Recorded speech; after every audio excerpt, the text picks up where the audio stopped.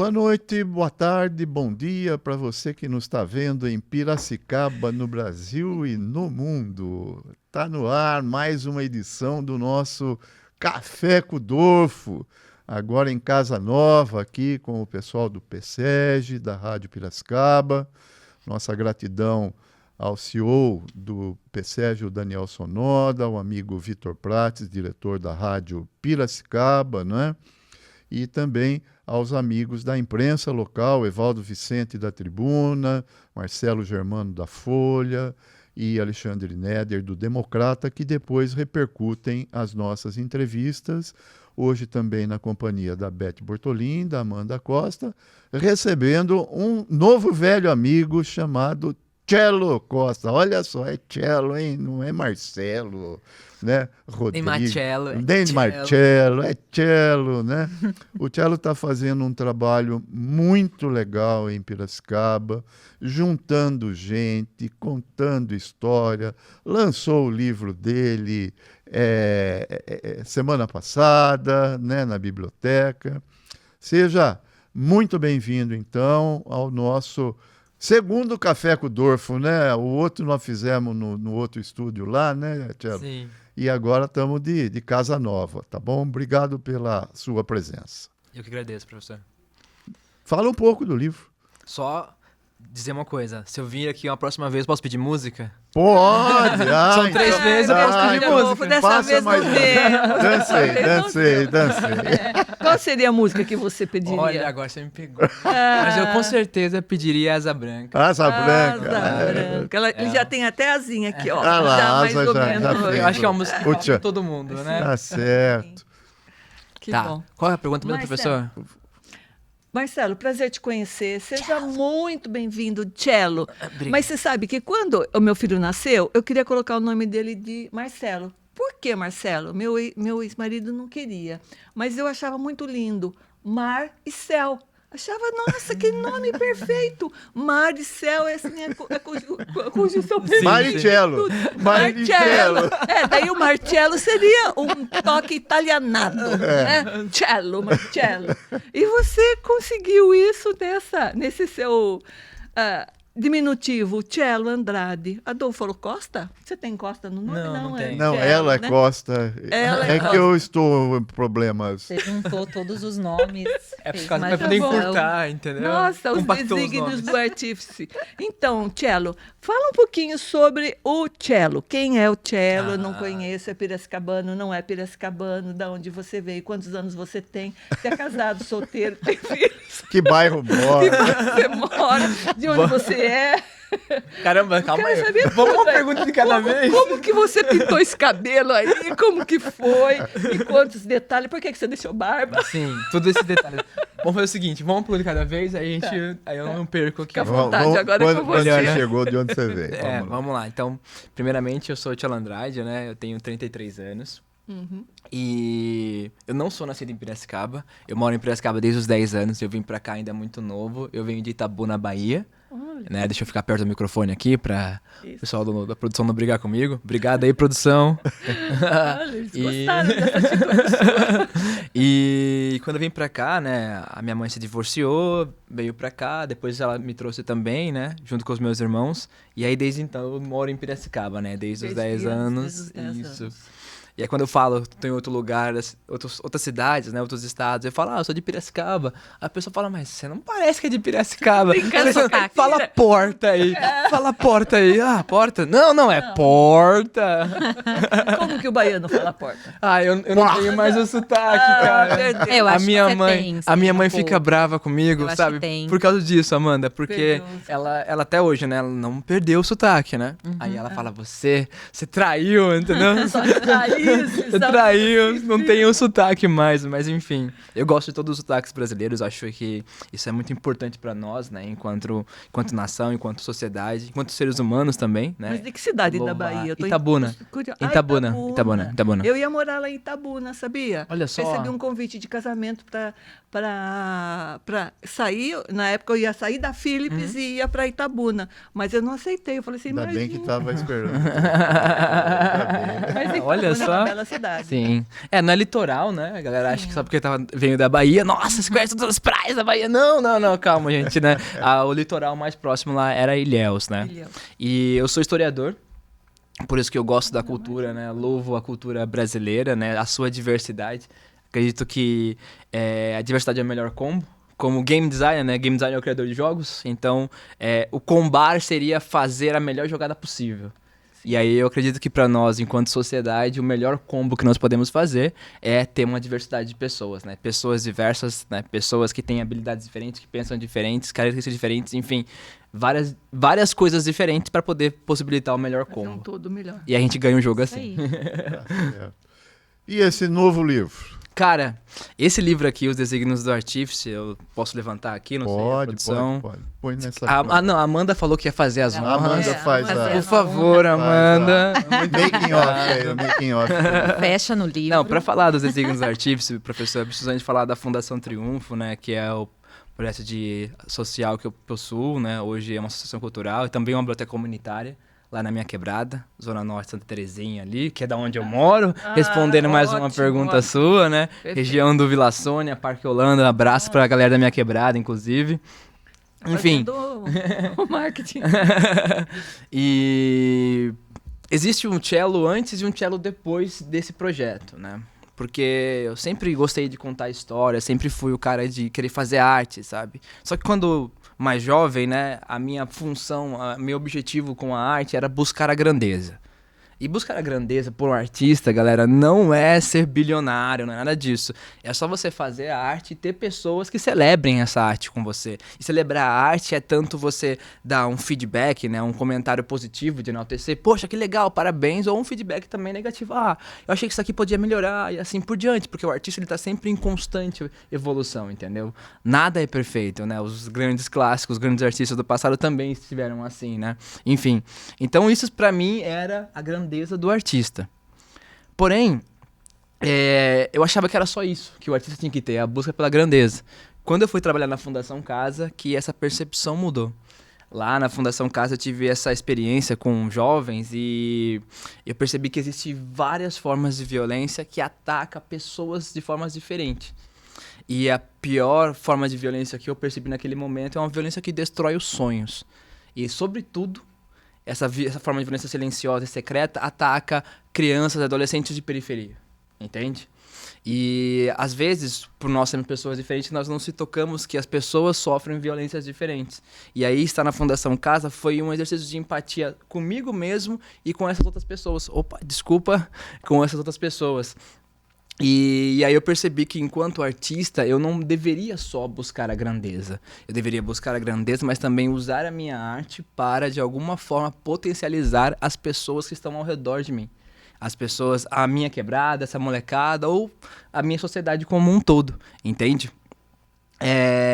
E aí eu pensei, não, agora eu vou fazer coisas, né, que buscam grandeza, mas que de alguma forma ajudam essas pessoas a se potencializar, porque eu estive nesse lugar, né? Eu venho de uma realidade violenta, eu venho de uma realidade muito parecida com aquela molecada, e eu estava lá na condição de professor, ao invés na condição de... Foi um trabalho voluntário que você não, fez? fui contratado para isso, na condição de interno, né? Então, por exemplo, muitos amigos, né, que cresceram comigo, hoje, infelizmente, não estão mais entre nós, e alguns foram presos, né? Outros eu perdi contato, né? Na região que eu morava antigamente, em Piracicaba. Hoje eu mudei, estou no Santa Terezinha, como eu falei anteriormente.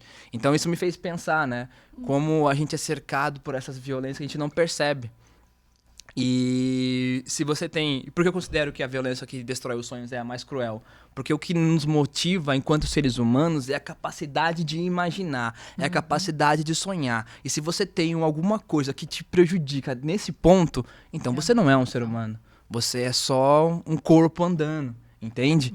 E aí eu decidi, naquele momento, que faria da minha arte uma forma de lutar contra essa violência. E aí nasceu Os Desígnios, né, cujo tema dessa proposta é superar a violência pela arte. Então, dentro do livro, falando um pouco sobre ele, é uma fantasia, um livro de investigação policial e tudo mais, que tenta trazer uma discussão sobre as formas de violências que nos cerceiam.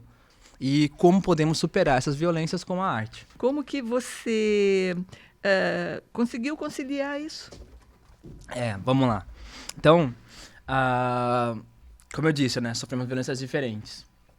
E aí uma forma... Porque a arte é aquilo que toca individualmente Exato. o ser. Ele sente que aquilo chegou, que é Sim. É um reconhecimento. Sim. Nossa, esse quadro aqui me tocou, que coisa linda, ou essa árvore, ou esse sorriso, ou esse lugar me tocou. Mas agora tem para outra pessoa que chega lá no quadro e não significa nada, não tem assim... Não se identifica. Não se identifica, não tem uma interação, nada. Exatamente. Então, a arte é quando atinge o maior número de pessoas, que as pessoas se encontram naquela expressão artística. Exato, por isso assim que eu vejo. Por isso que é importante fazermos artes que se conectam com as pessoas que você quer atingir. Por exemplo, filmes, quadros, livros, séries, animes, quadrinhos.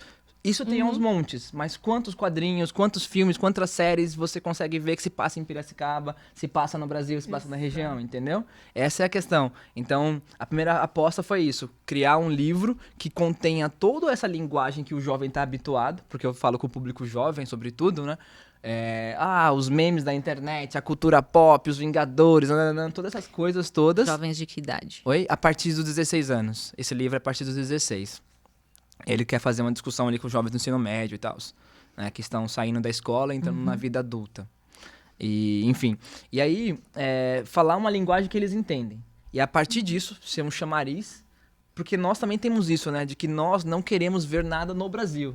Também existe esse paradigma entre nós. Então a ideia é atrair eles por uma linguagem que eles estão habituados e a partir disso apresentar os dilemas que nós, enquanto sociedades da região aqui de Piracicaba, de São Paulo, sofre, entendeu? Vive. E aí, lembra que eu falei desse tipo de empatia, né? De se importar com o outro e também se importar consigo mesmo. E nesse exercício eu percebi que eu fazia arte, né? Para poder me proteger desse mundo. Porque a gente vive essas violências e observa essas violências, Beth, e a gente cria mecanismos para se proteger dela para que a gente possa continuar simplesmente existindo. Entende? Algumas pessoas não veem a violência, outras ignoram. Eu, a partir de então, não poderia mais ignorar essas violências e aí eu percebi isso, que usar a arte, usar as histórias, né? Essa vontade de contar as histórias como uma espécie de mecanismo de defesa contra isso. Então, se a arte... Essa ideia de fazer a arte pode, de alguma forma, me blindar, ela poderia fazer o mesmo com outras pessoas. Então, o trabalho nos Desígnios do Artífice busca, primeiramente, fazer você se divertir lendo uma obra, né? Então, o jovem vai pegar ali, ele vai ver que tem elementos de fantasia, alguns elementos que ele está habituado de cultura pop, que faz ele se divertir com o processo. Aí, a partir disso, depois que você engajou na obra, apresentar algumas coisas que são fictícias, lembrando que é uma ficção, tudo é mentira, mas é muito baseado em coisas que eu pesquisei, né? Eu venho desde 2018 pesquisando sobre a violência urbana, então eu já, infelizmente, né, vi muitas coisas assim que são crimes bárbaros, atrozes, que se fala... Cara, por que essas pessoas fazem isso, né? E aí, na minha cabeça fictícia, né? Na minha imaginação, eu comecei a pensar, essas pessoas que cometem esses crimes hediondos, elas fazem isso por um motivo secreto. Elas devem ganhar alguma recompensa secreta. E aí veio a ideia dos Desígnios do Artífice, no qual nós temos uma organização secreta chamada Clube, que gamificou o crime e monetizou a violência. E aí as pessoas, por meio de um aplicativo, podem cometer crimes para ganhar em troca Pix. Sim, você comete crimes e ganha um Pix em troca. E o valor desse Pix tá de acordo com o crime que você comete. Se você roubar alguém, você ganha sei lá, 10 mil no Pix. Se você matar alguém, né, infelizmente você ganha 15 mil no Pix. Porém, se você matar uma pessoa próxima a você, a sua esposa, o seu esposo, o seu irmão, você ganha 100 mil no Pix. Jesus. Entende? E aí, dentro dessa lógica, nós conseguimos entender por que o nosso país é tão violento. Lembrando, gente, que isso é dentro de essa ficção, sim, certo? E aí, esse clube, essa organização secreta, ela corrompeu, inclusive, as instituições que deveriam zelar por nós. Entendeu? Os governos, as empresas.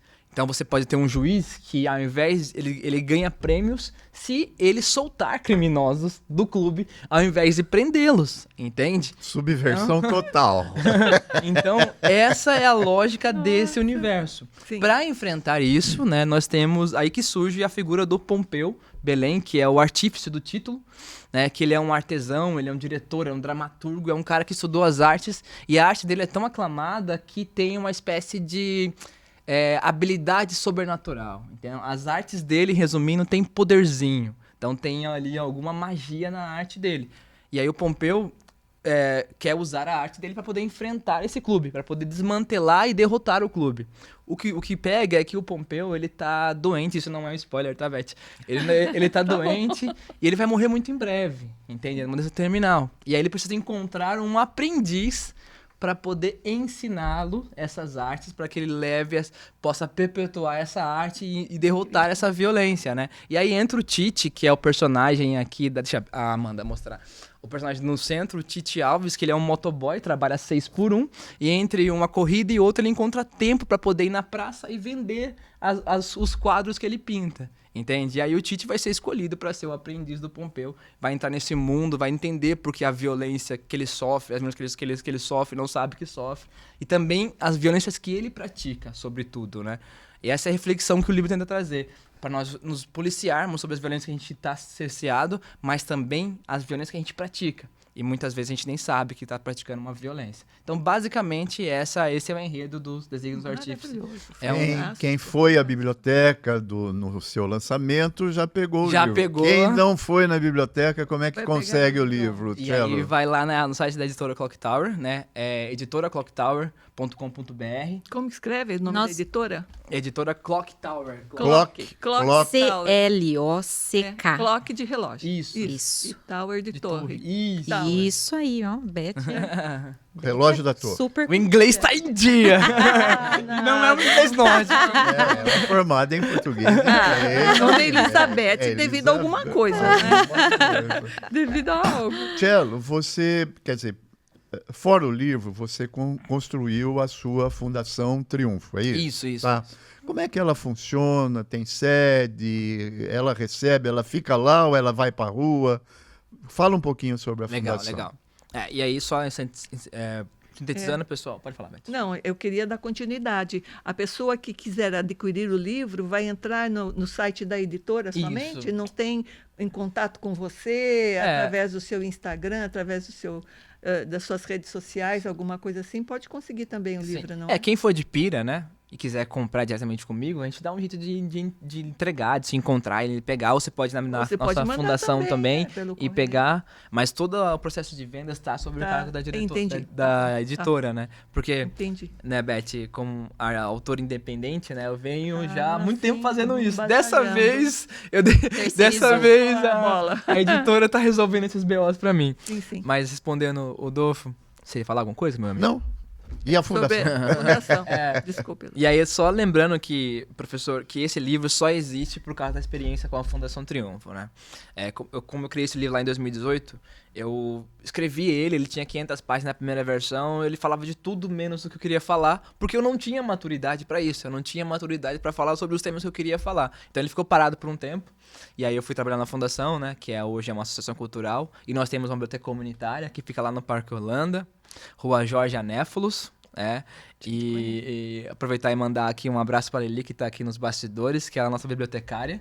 Obrigado, viu, Lili? Do Parque Orlando? Sim, ela é Antes nossa era a Melissa, né, que estava lá como diretora. Ela está na Municipal. Está na Municipal, mas antes da Municipal ela estava na Orlando. Nós trouxemos a Melissa de lá. Adolfo, quando na gestão da Secretaria de Cultura, trouxe a Melissa, que era do Parque Orlando, para a diretoria da Biblioteca Municipal. Verdade. Agora é ela quem está lá. Mas não é a mesma biblioteca. Não é a mesma? Não é a mesma. A que nós construímos agora é a biblioteca comunitária. Não é a da escola. Não é da escola. É comunitária então, do todo o bairro e a Liliana, nossa bibliotecária, é responsável. E é a primeira aqui da região. Enfim, e aí lá a gente recebe os jovens, porque eu boto muita fé em incentivar, né, a leitura como forma de se potencializar, a chegar às artes.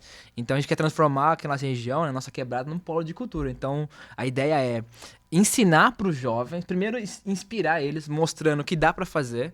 Então, mostrar as obras que já fazemos, trazer uma linguagem que eles gostam, né? Além dos desígnios do artífice, eu lancei um mangá, que o professor até me convidou no último rolê, né, professor? Que eu estive falar do nosso mangá, que é uma linguagem que os jovens gostam. E inspirar eles, mostrar que dá pra fazer coisa legal e divertida falando sobre a nossa própria realidade. Porque esses jovens já fazem os contos deles, os desenhos deles, mas muitas vezes, de novo, só falam sobre uma coisa que não é a realidade deles, entende?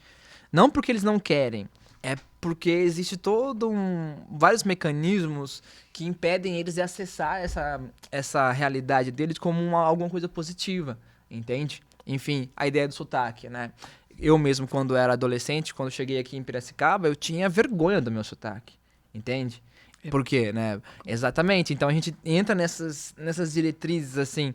Então é importante mostrar que isso é legal, isso é cultura, o diferente isso é legal. É importante.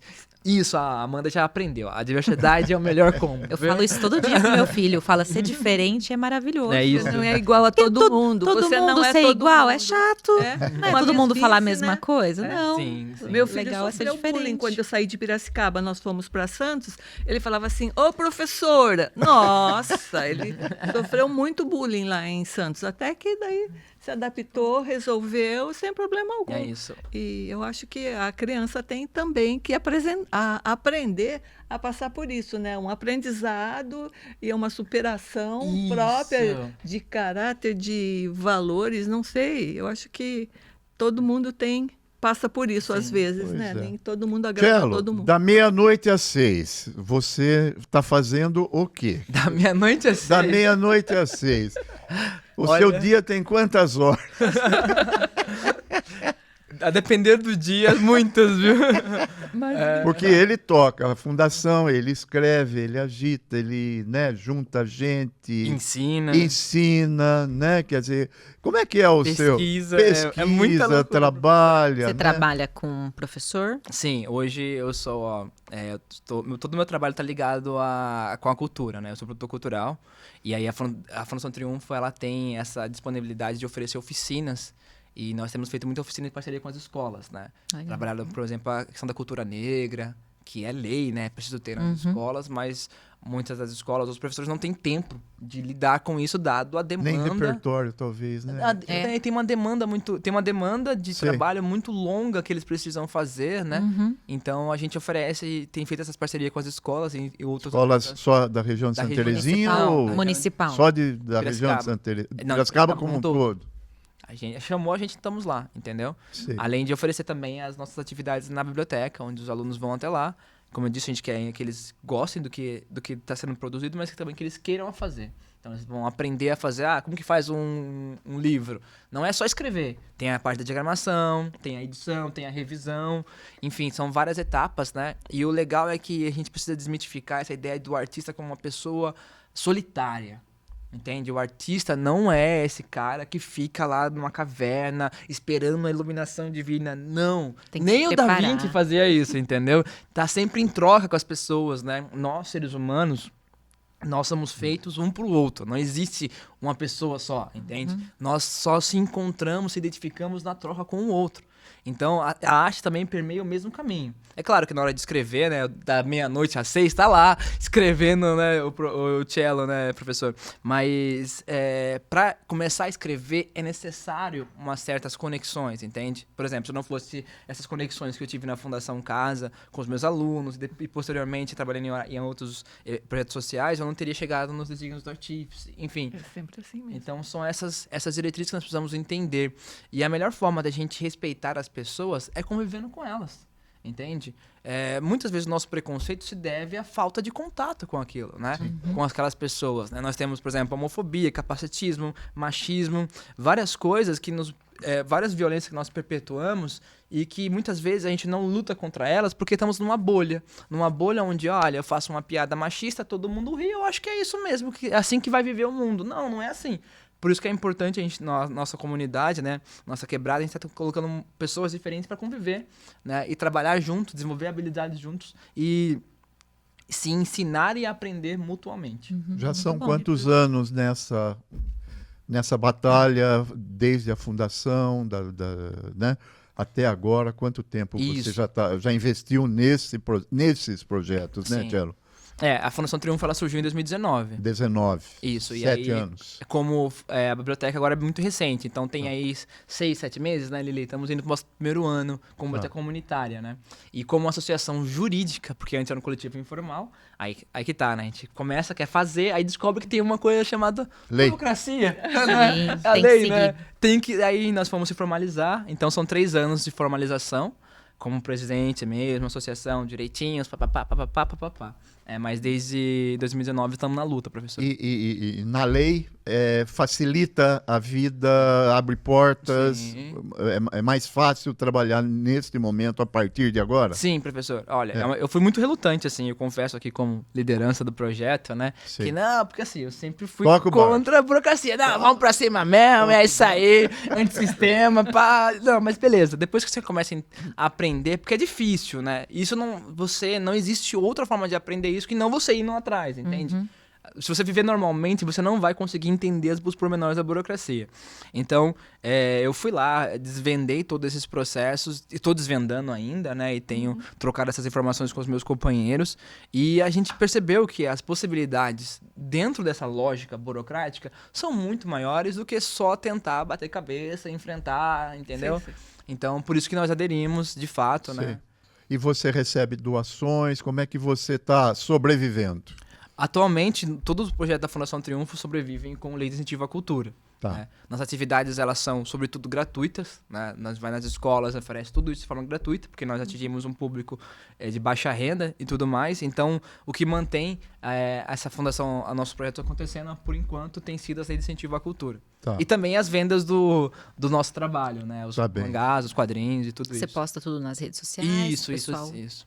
É legal falar pro pessoal acompanhar seu trabalho, né? É isso aí. Quem tá seguindo a gente, segue lá. @Fundação Triunfo, né? Sem cedilha e sem... Fundacão Triunfo. Fundacal. Quem quiser me seguir também pode botar aí @Cello1999 e também seguir o projeto Desígnio, @Desígnio1999. Legal. Muito bem. E a Triunfo daqui a 10 anos? Olha só, espero que nós tenhamos um prédio cheio de molecada lá, curtindo, fazendo filme, fazendo quadrinho, fazendo um monte de coisa. Muito legal. Muito bom. Se Deus quiser.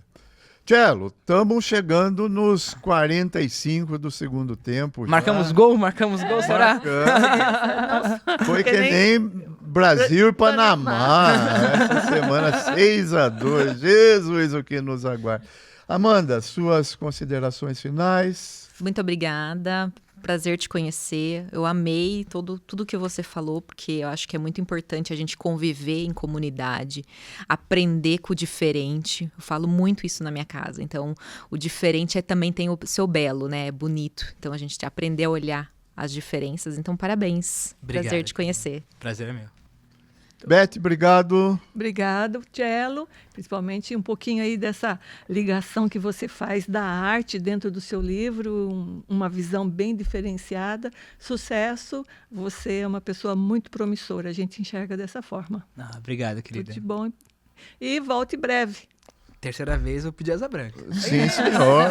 Não, e que venham novos projetos. Estamos sempre aqui, viu? Não só aqui nesse espaço novo do PSEG, mas também nos jornais, né? Sim. Normalmente eu acordo às 3 da manhã, o Cello acorda às 4, ele já manda, professor, vou fazer isso. Estou agitando aqui. Nossa. Passa para os jornais aí para mim. No dia seguinte, outro dia ele mandou, saiu na Folha em meia hora, ele vai ir, bababá. Nossa, que maravilha. Tamo junto. Professor, Tá bom? muito obrigado. Muito obrigado, pessoal. Muito obrigado pela atenção, né, pela audiência, mas essa bela entrevista, um novo capítulo na história literária de Piracicaba, né? Para quem não conhecia o Cello, daqui por diante, acompanhar com bastante atenção e o trabalho criativo, responsável, respeitoso que ele está fazendo com essas novas gerações.